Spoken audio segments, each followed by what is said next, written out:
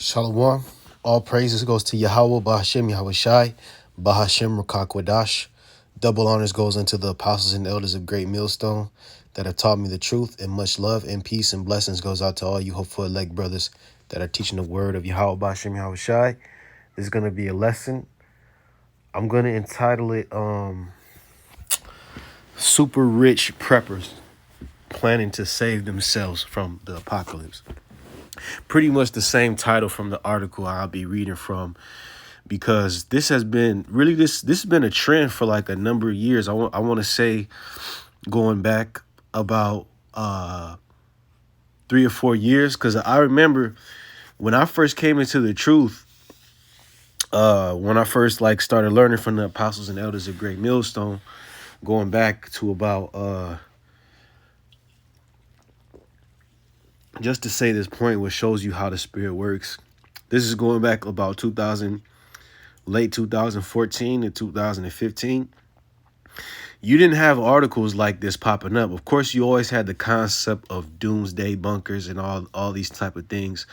But as far as this stuff being pushed on the media in relation to, the crazy stuff happening around the world, it didn't start trending until about late 2018. Then you started seeing articles like this popping up in pretty much all of a sudden. The rich people started building these bunkers for themselves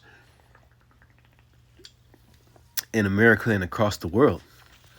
And the mainly reason is that because they see how things are trending in the United States. Rich people, they have a lot of inside information on what's to come because they're in direct contact with a lot of people that pull the strings on what's happening on the earth. See, the average Joe Schmo working a 9-to-5 job, worried about football and sports, pretty much 80% of their time, they don't have no idea what's going on for the most part. Things, as far as the average person in America and across the world, they got to get informed. They get informed directly from the media, which the media is all about putting you back to sleep and putting you in a state of not really worrying about things. But the rich, of course, they know something if they're doing this, and really this is all through the spirit, because it shows you, pretty much that the spirit of the Most High is working in the earth, and that the prophecies which we've been speaking on, that's the most important part, the prophecies of the Bible, they're coming to pass. You see? So I'm going to just read this. It says, reading the title again, The Super Rich Preppers Planning to Save Themselves from the Apocalypse. Tech billionaires are buying up luxurious bunkers and hiring military security to survive a societal collapse they helped create. But like everything they do, it has unintended consequences. And what information do they know? You got to think. What are they in preparation for? Pretty much an all-out collapse of society. Like it mentioned, a societal collapse in which the dollars basically become worthless.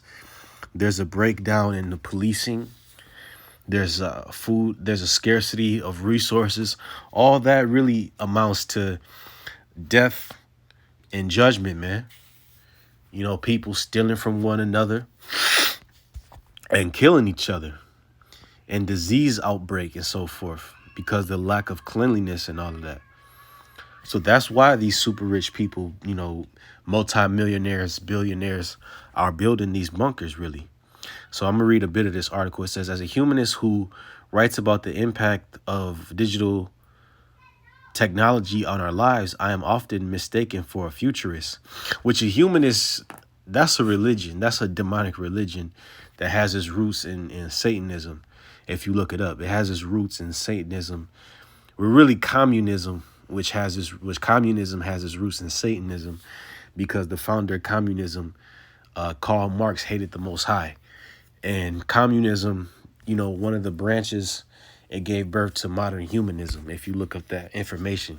Because that's why, a lot of the people who are in charge of influence in American education in the 60s and 70s, in the 80s, they removed the what is it called? They were humanist, and that's what made them remove the one nation under God from the Pledge of Allegiance, and so forth. They removed a lot of biblical teachings out of the American schools because they were humanists. They believed that humanity is pretty much human beings, and their logic is pretty much the foundation of how you're supposed to live, which is in error because the Most High is the creator and his word is the foundation of how you're supposed to live your life on earth. And that's why we see a lot of this turmoil and chaos and bad times happening because people place their trust in themselves. And actually, you know what? Let's look up this word humanist. A humanist. Humanism is a philosophical stance that emphasizes the individual and social potential and agency of human beings. It considers human beings as the starting point for serious moral and philosophical inquiry. You see that? So they basically place whatever vain thoughts come through men as what they view was right and wrong. See, like a common person would tell you it's okay to be a homosexual because they're not hurting anyone. But anyway, that's just a side point. Go back to the article. It says the people most interested in hiring me for my opinions. Let's skip down, man.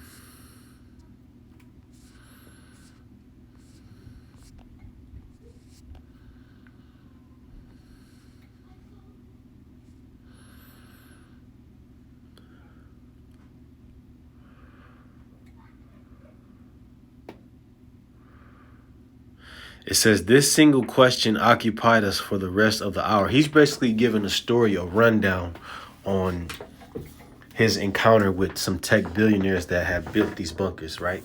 It says new armed guards will be required to protect their compounds from raiders as well as angry mobs. See? Because it's good, like I said, there's going to be a lot of raiding. There's going to be angry mobs that are going to be looking for get back from certain people like these tech billionaires who helped ruin society. It says one had already secured a dozen Navy SEALs to make their way to his compound if he gave them the right cue. But how would he pay the guards once even his crypto was worthless? What would stop the guards from eventually choosing their own leader? The big billionaires considered using special combination locks on the food supply that only they knew, or making guards wear disciplinary collars of some kind in return for their survival, or maybe building robots to serve as guards and workers, if that technology could be developed in time. You see that? So that's pretty much where things are trending, man. These tech billionaires, man, they know what's going on. They hiring Navy SEALs to guard their compounds, you know what I'm saying? Because they know. It says this was probably the wealthiest, most powerful group I had ever encountered. Yet here they were asking a Marxist media theorist. And that shows you humanism began with communism. Because like I said, Karl Marx, he invented communism. And this dude is a self-proclaimed humanist. But he also calls himself a Marxist. You know why? Because they go hand in hand. Marxist, communist, humanist. This all rejection of the theory that your morals are supposed to be grounded in biblical thought. And that's the way Esau Edom pretty much philosophizes, if you would. That's the theories he comes up with. That's how he thinks. Because they throw the Bible behind them. Because really the Bible is not for them. Karl Marx doesn't have to be a righteous believer of the Most High. You know why? Because he's an Edomite. But be that as it may, that their mode of operation is always going to be in error because they don't place the Most High in the forefront. So it's kind of like a catch-22, a situation where the Most High didn't choose them, but still in that very fact, them disregarding the Most High has them, walking in error, and they can't help but err, when it comes to these people. And that's why their society, this is why their millionaires and billionaires have to build these compounds, because the way Esau has operated on the earth, from devaluing currencies, from really switching currencies from being backed by really being backed by gold and silver into being fiat, which is wickedness. The usury they put on people through charging interest on loans and so forth, fractional reserve banking, how they go and rob the rape and pillage and rob the resources from these other nations, and not to mention the spiritual wickedness they do behind closed doors, because the same people that call themselves Marxists and humanists and communists, behind the scenes, they really worship Satan. They really do have a spiritual belief, and they worship Baal and Molech in secret. You see what I'm saying? Because the top elite, they're not atheists. They believe in the Most High, but they worship through left-hand practices, okay? And pretty much their whole society is coming down. So I'm going to read through some scriptures, man. This is Revelation 6:15. It says, "And the kings of the earth and the great men and the rich men," right? The rich men, it mentions rich, just like these tech billionaires. They're rich. It says, "And the chief captains and the mighty men and every bondman and every free man hid themselves in the dens and in the rocks of the mountains." And said, and that's what they're doing right now. They're hiding themselves. So this is prophecy coming to pass.